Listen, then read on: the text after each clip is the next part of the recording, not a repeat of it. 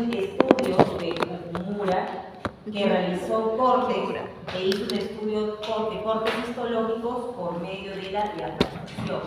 La diafragmación es cuando retiras la parte interna y colocas tinta, pero ya con otro tipo de método, no como el método que ustedes han hecho, un método más fino, y se puede observar toda la anatomía interna por medio de este método que es llamado diafragmación. Entonces, para ello se han hecho también más estudios todavía. Walter Hess hizo un estudio de microtomografía computarizada, donde podemos ver con mayor detenimiento toda esa variabilidad, toda la clasificación. Hay clasificaciones de los conductos, tanto de Bertucci, por grupo etario, hay diferentes clasificaciones, pero se ve más que todo en posgrado, ¿ya? Pero acá lo vemos de manera general. Entonces, así como hay variabilidad de conductos, también hay variabilidad en cuanto a istmos. Esta parte de acá es una clasificación que hizo Schiller, un estudio sobre limpieza y conformación, e hizo una clasificación de istmos, desde la clase 1, desde tipo 1, tipo 2, 3, 4 y 5. ¿No? Entonces, en estos tipos de istmos se vio más marcado el istmo, muy marcado y abierto en lo que es el tipo 5. Donde no se observaba istmo, ausencia de istmo y solamente se observaban los conductos, era para el tipo 1.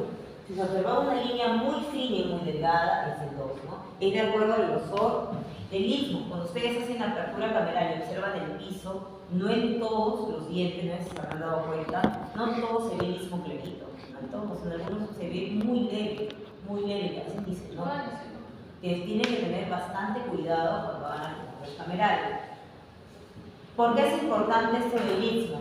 Porque entre entrada de conductos e istmo, cuando el istmo no es tan marcado y no se puede irrigar, no se puede lavar tan fácilmente, se acumulan bacterias.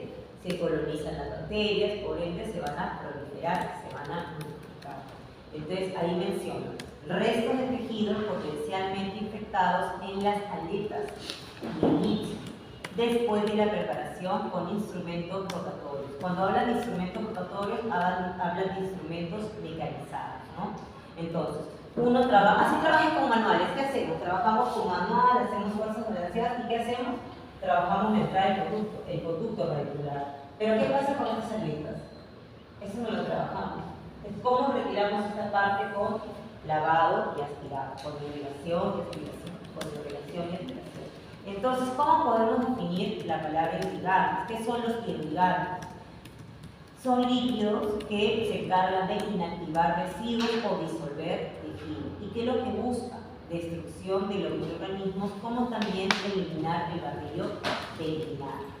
Pero en sí hay dos términos dentro de este tema de preparación biomecánica que tenemos que tener claros: la irrigación y la aspiración. La irrigación es un lavado de una cantidad de medida corporal con agua o líquido purificado, mientras que la aspiración es el proceso de eliminar líquidos y gases del cuerpo por medio de la succión. Pero la Asociación Americana de Endodoncia define la irrigación como el lavado mediante una corriente de fluido.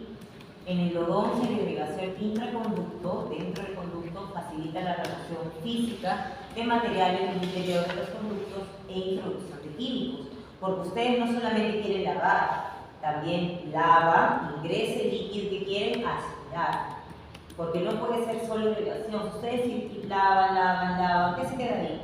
El líquido, todo sucio, como cuando lavan ropa, igualito. Pero ustedes ¿qué quieren? Cambian el agua, quieren aspirar, ustedes tiran el líquido. Eso lo vamos a aprender con el papel.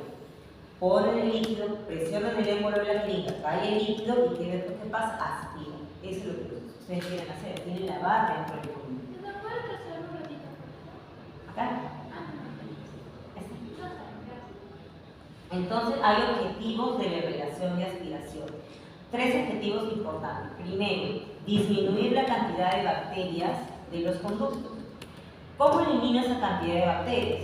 Hay un medio físico y un medio químico.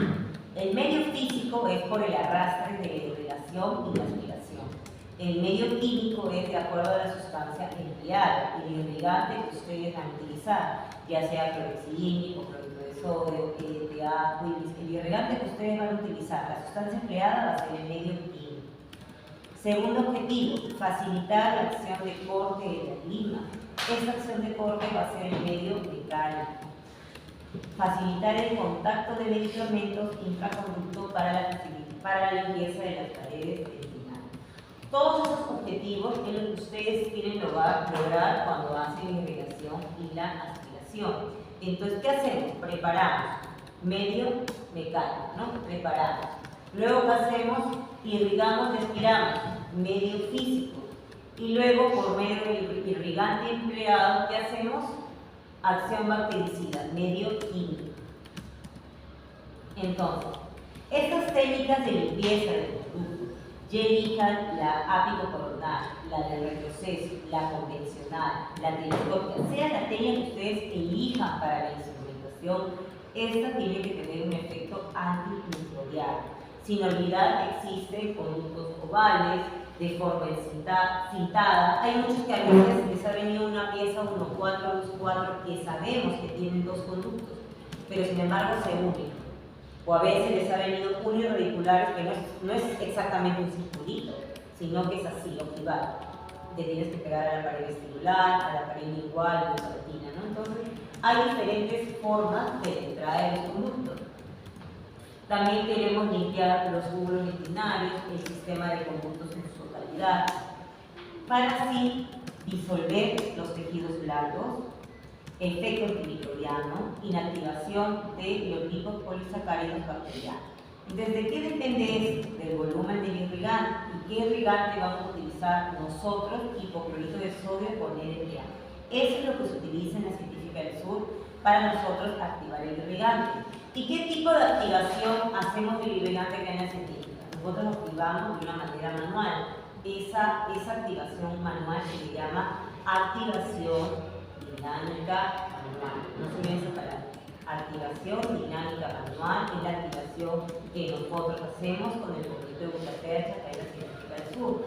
Nosotros no hacemos con estos aparatos, porque primero tienen que aprender manual para aprender a utilizar aparatos de activación del irrigante.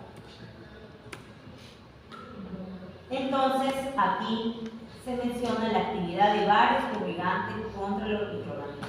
Menciona el hipoclorito de sodio, la clorhexidina,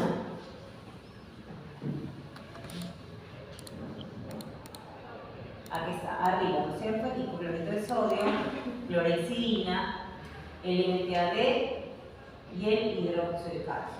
Acá mencionan diferentes irrigantes ante diferentes microorganismos a diferentes tiempos y a diferentes concentraciones, cómo va a actuar ante el enterococo.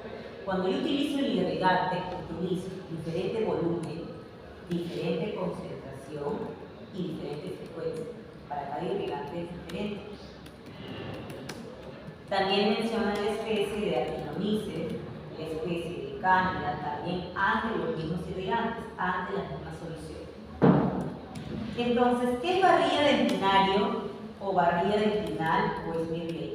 Es una capa de detritus depositada sobre la pared del conducto. ¿Qué es lo que pasa cuando entra su polvo? Maestro, que a muchos no le entra hoy día y que al final es el que hay empaquetamiento de barrillo dentinario, lo que llegó en el examen, ¿no es cierto? Cuando hay empaquetamiento de barrillo dentinario, se atraca el cono maestro y no ingresa. Lo único que tienen que hacer es pasar la liga maestra para sacar ese barrillo. No salió, doctora, van a tener que recapitular, pero sin pegarse tanto las paredes, porque ustedes ya limaron el conducto. Entonces, ¿qué hacen? Pasan la liga maestra, irrigan y aspiran, y van a ver que poco a poco el cono va a entrar. Tiene que ingresar, porque si ingresó en su conductometría, ya han preparado, tiene que ingresar el cono, solamente que tiene que tener paciencia. Este barrillo dentinario proviene de ¿qué? De una acción de instrumentación mecánica y manual y ocluye el túbulo dentinario. ¿Qué efectos hay? Puede interferir con la medicación interconducto, sí, puede interferir con el sellado de los conductos, puede contribuir a la persistencia de bacterias y disminuye la permeabilidad dentinaria. Esos son los efectos del barrillo dentinario, ¿ya? Hay dos tipos de barrillo dentinario, orgánico e inorgánico. El orgánico son los residuos del tejido pulpar, colágeno, células sanguíneas, proteínas coaguladas, restos oblásticos, bacterias, pero también hay otro tipo de barrido veterinario que es el inorgánico, que es el que ustedes producen al momento de limar las paredes del conducto. Liman y que están removiendo su barrido veterinario. ¿Y eso qué hace? Ese barrido veterinario se deposita a nivel apical e impide que las siguientes limas o el cono maestro puedan ingresar con facilidad.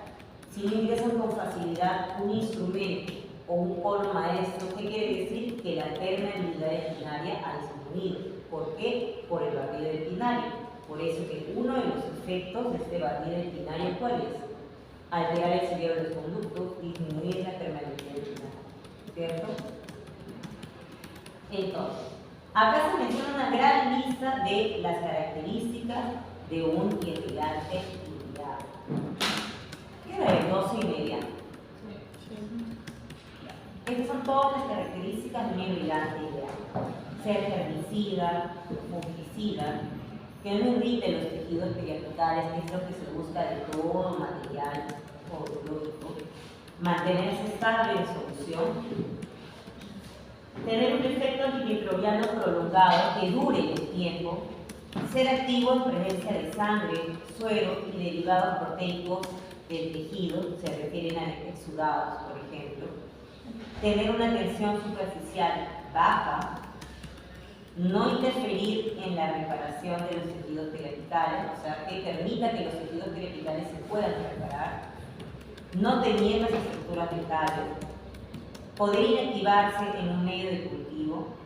No introducir una respuesta inmune celular. No inducir. Poder eliminar completamente el barrido veterinario, que es lo que ustedes buscan en una endodoncia.